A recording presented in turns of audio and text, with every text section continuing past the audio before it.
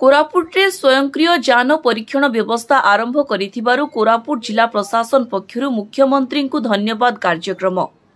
कोरापुट आंचलिक परिवहन निगम अधिकारी कार्यालय परिसर में आज अपराह 4 घंटिका समय वीडियो आभासी माध्यम माननीय मुख्यमंत्री श्रीजुक्त मोहन चरण माझी कोर कमल राज्य में 7टी प्रकल्पर लोकार्पण हो जाइछि।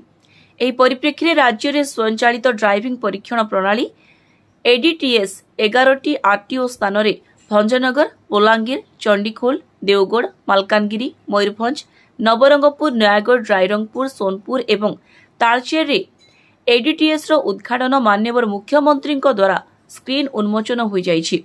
तत्सहित कोरापुट ठारे स्वयंक्रिय जान परीक्षण व्यवस्था आरंभ करिथिबारु कोरापुट जिला प्रशासन पक्षरु माननीय मुख्यमंत्री श्री मोहन चरण माझी को धन्यवाद अर्पण करिबार कार्यक्रम आयोजित होइथिला। एही कार्यक्रम में कोरापुट जिलापाल वी कीर्ति भासन, कोरापुट जिला परिषद मुख्य उन्नयन अधिकारी तथा निर्वाही अधिकारी वेणुधर सपर, आंचलिक परिवहन विभाग अधिकारी राजेश मारांडी, अतिरिक्त परिवहन विभाग अधिकारी तपन कुमार बेट्टी समेत अन्यान्य अधिकारी व कर्मचारी माने उपस्थित रहिथिले। एथिरे कोरापुटर अनेक स्वयं सहायक गोष्ठीर महिला माने जोग देइथिले।